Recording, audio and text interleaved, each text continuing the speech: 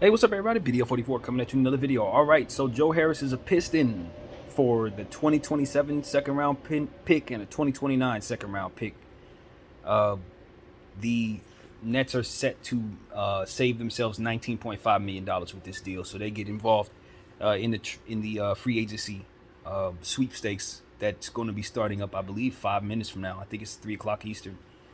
So that's what we got going on there. Joe Harris is finally away from the Nets situation. Their shooting has gotten worse. When you let Joe Harris out the door, you definitely got worse as a shooting team. I don't know if they're bringing back Curry, but you'd imagine they are now that Harris is out. This opens up the door for them to utilize Whitehead more than what they were expected to. So his role should be pretty good to start his career. Uh, and wonder what's going to happen with Cam Johnson. Maybe this frees up the money to bring back Cam Johnson. I'm pretty sure they want to do that. Um, I think I think that Ben Simmons contract keeps them from being anything you should think about for too much longer when it comes to free agency. If they ain't got $19 million worth of players, then they probably not gonna be able to get much more out of the situation than that. Um, until they get rid of Ben Simmons. Now, trying to shop Ben Simmons is like trying to run through a wall. It's just probably not going to get done. You're probably not going to pull that off. But yeah, that's kind of what the Nets really need to be doing. But they got a guy like Spencer Dinwiddie, who's a high level player on a good contract, I believe. That kind of offsets some things. Maybe they re-sign some of their players. Like I said, Cam Johnson, Royce O'Neal is somebody that was expected to be moved, possibly create some more cap space. Maybe they don't need to do that anymore. But they got so many wings, including Clowney, who they just drafted. Even though you could look at him as a center, he's still a power forward. Some of those other guys play power forward. So the point is, they got a lot of size there, but not a lot of opportunities to play those guys. I think David Duke was waived, so I'm pretty sure they're moving on from him. That's a center prospect, young guy that I think could probably find himself on a roster in this era. Given that everybody's so eccentric about getting bigs on this team this season, I think you'll find him somewhere. But I haven't heard too much about the Nets and what they would want to do. I can't seem to have any idea other than bringing back the same wings they already got. I think the upgrade for them is to try to get their hands on a star. You try to move Ben Simmons, get that contract out of there, even if you got to stretch it low key, even if you got to stretch that damn thing. I don't know what the parameters would be on stretching something that big. I know the Lakers had to stretch something that big with Mozgov and Luol Deng, and it didn't come off the books for like 5 years. It was crazy how awful that was for our franchise, and I'm very thankful to be out from under it right now. But nevertheless, that's the kind of thing that I would kind of sign up for if I were the Brooklyn Nets owner, Joe Tsai, just to get out from under that Ben Simmons contract that really does cap off any chances of you building a win now team, and which is what they want to do. So when you are aware of what's actually in the way, you get it out of the way. And that Ben Simmons contract is what is truly in the way of them having a win now timeline. Um, they're missing a star, and that's where the money's at. That's where the money's at. Mikal Bridges is probably a number 3, not a number 2. Cam Johnson's probably a number 4, not a number 3. And you don't have that number 2, and you certainly don't have that number 1. So that's the problem with the Nets. Everything else that they got is pretty solid. I like the young players. I like the older guys, the vets. Everything that they had was pretty solid, especially after they made the KD trade. I love everything they brought back pretty much. But it's not win now. It's not win now. And they are hell-bent on being win now. So it's just like Chicago Bulls and the Lonzo Ball contract.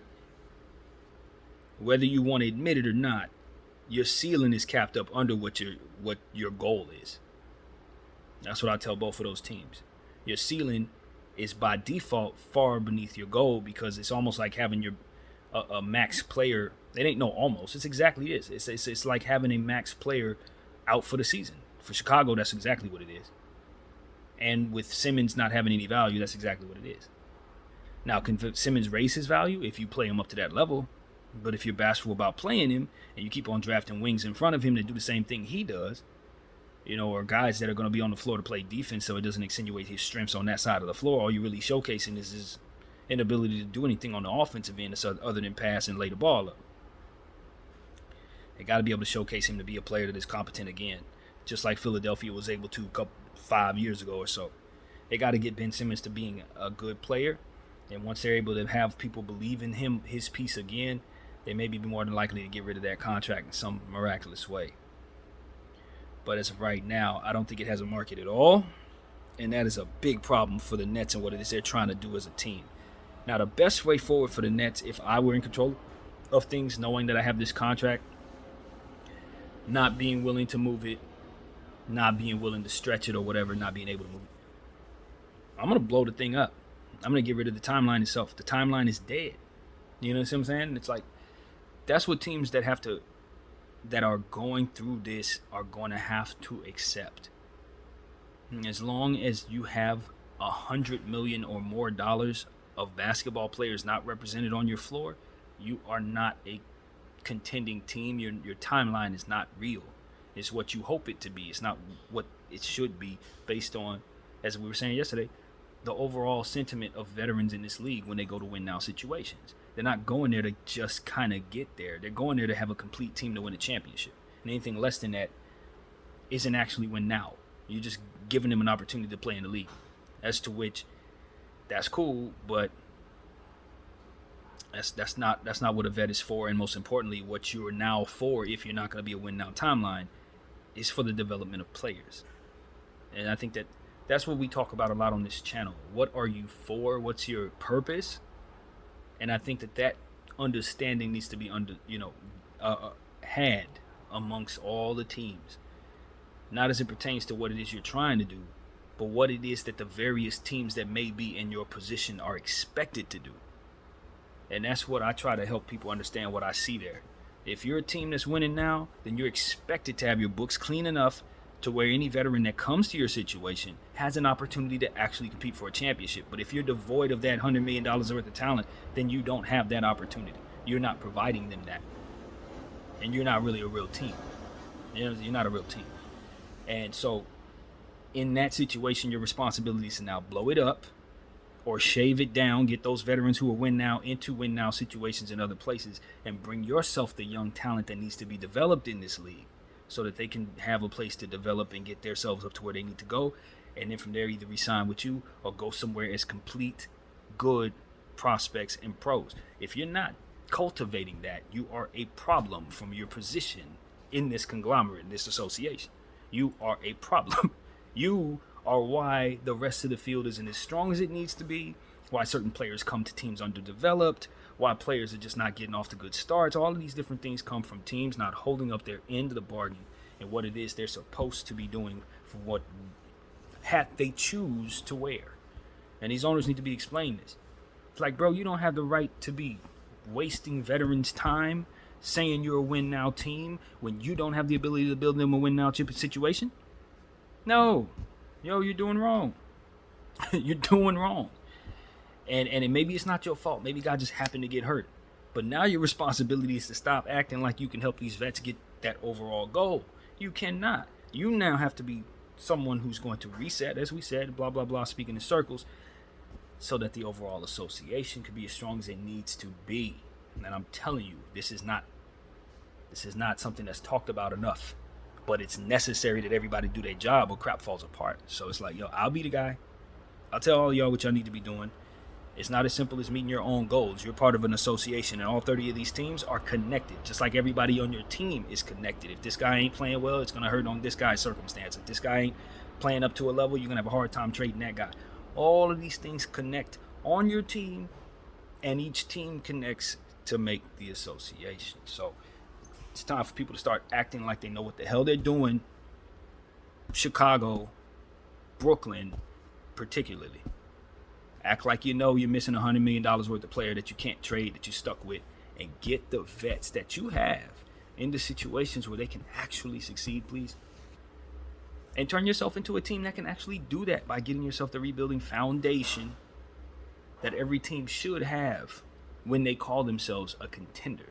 You should have started somewhere where the foundation was flat. Not where you've mortgaged pigs, not where you didn't develop player. None of that. You've already started the wrong way.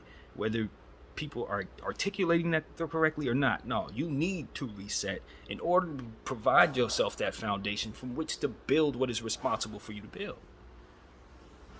And so if this ain't what's being told to the owners, or if they're not understanding this, then they're going to be coming into an association where they're not necessarily holding up their end of the bargain, and then they start looking like people the association itself would rather not have a part of it. So that's what I'm seeing. There's just a bunch of teams that have neglected their responsibilities in that regard. Maybe it's their fault, maybe it's not, but they got to fix their situation. They can't be in denial about it if they don't want to be the black sheep of the association. So that's what I know. That's what I think. That's what I've seen. And I want to see those teams get it together because they have fan bases, especially Chicago. I mean, the fan base have won 6 championships. They do not want to sit here waiting on Lonzo Ball to maybe continue his career with the Bulls on that price. That's craziness. No, stretch that. Seriously, stretch that so your team has a chance. And with Ben Simmons, this might be a different story because he's an active player. Maybe you give him a season to figure it out. But as long as he's not playing up to the level that he's supposed to be paid at, everybody on your team is wasting their time. Everybody that's a vet, Seth Curry, Dinwiddie, you know what I'm saying, Royce O'Neal, all them dudes has been in the league for more than 5 years. If they're not still developing, they're about to waste a year with you. And the problem with wasting a year is the possibility of injuries and how that can derail an entire career. You know what I mean? You don't want that for the player. And of course, you don't want that for your team as an asset, losing value in any way. So this is why you hold up your end of the bargain so your assets don't lose value, bottom out. So that's why, you know, for those who are wondering why they should do things correctly in the NBA, this is what it all comes down to in my head. This is not wasting veterans' time and ultimately not allowing what is yours to lose value because you ain't managed it correctly. It's just like anything else. You got to maintain what it is. You maintain a car, whatever you're going to purchase, whatever needs to be cleaned, it has to be done correctly. If you're going to build a house, if you don't have the foundation correctly, you can build the most beautiful house, but the foundation's bad, it's still going to crumble. All these different things are no different. These are parallels for what it is that is required to run an NBA sports team. And I think a lot of teams are ready to embrace the rebuild. Other teams don't quite get it. They look at a rebuild as something that's going to be a problem for them as opposed to them being able to clear the canvas so that they can actually build something as strong as they want it to be. It's like that is a very, very easy concept. It just needs to be articulated as such. It's like, bro, it is the very best thing for you to start over instead of trying to reach for something with stars that you can't actually provide for them in the talent that you're putting next to them. And you're asking them to do too much, and whether you believe it's going to work or not, as it fails, you get blamed. As it fails, you lose money. As it fails, people are upset about the whole situation. So 30 years of watching this, man, I'm telling y'all, I get it to this degree, and I think people should take that into consideration as free agency approaches. As you sign this veteran, as you sign that young player, do you have the situation for that player? Are they better for being in your uniform? Do they cost the same amount once you put them in your system? Or are you going to have their value fluctuate in ways that you don't respect anymore and want to get rid of them after that? And so these type of things, are you aware that that's a contract, not a player? So even though the player fit may work, the contract is terrible for you. Like, these are things you have to have in your head the entire time if you're an owner and a GM and all these different people. This stuff is what it's all about. So that's what I want to say, man. There's some things in the NBA they're trying to do. They're going to vote on some new rules. 2 new rules that was just announced right now. One of them, they're going to hit you with a penalty for flopping. It's going to be a certain type of way they do it, like repeat offenders. If you did it once, did it twice, now we're going to hit you with the flop fine, which is a technical foul shot. I don't think it's anything else than that. Obviously, if you get 2 T's, you're thrown out, so that's something to be said for that. I don't know how they're going to enforce this because guys be flopping all over the place, and the ones they call are only going to be a portion of the ones that take place. So you're going to have fans screaming that people are flopping and not. You're going to have situations where guys are really drawing contact, and they're going to get hit with technicals, and it's going to affect the score. So I would rather them not.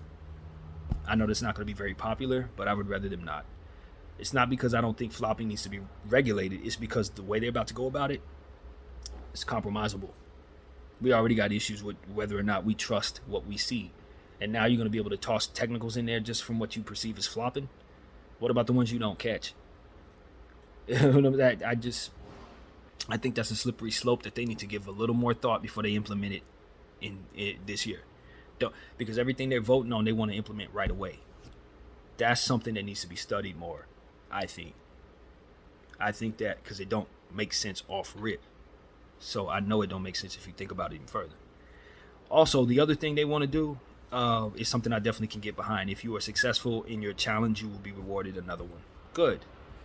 It's good. Why am I being... If I got the challenge right, then I should be given the benefit of the doubt for being able to get the next one right too. It won't be a waste of your time because my data shows you that I'm a good challenge user.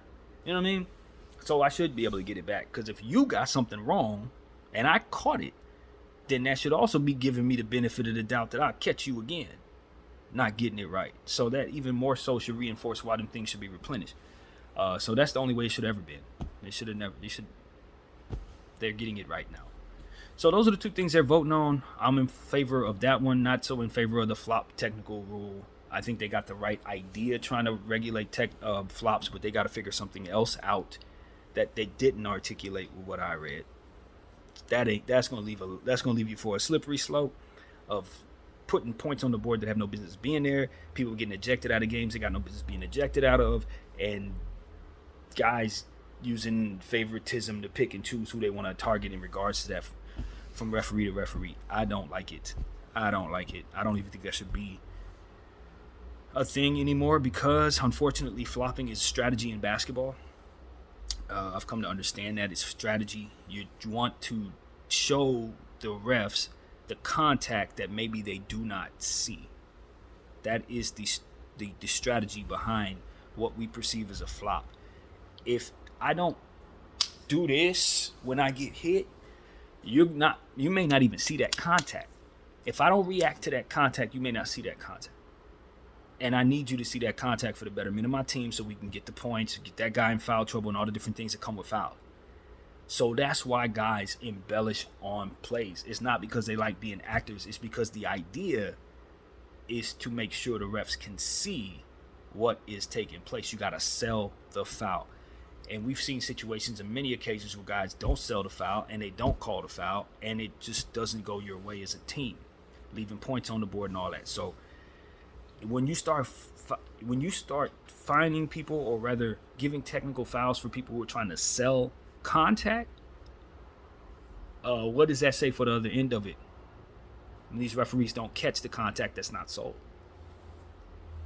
I don't think they have an answer for that, and I think people are going to get docked for trying to sell contact, and I don't want that to be the case. Slippery slope, you guys. Not a fan of it.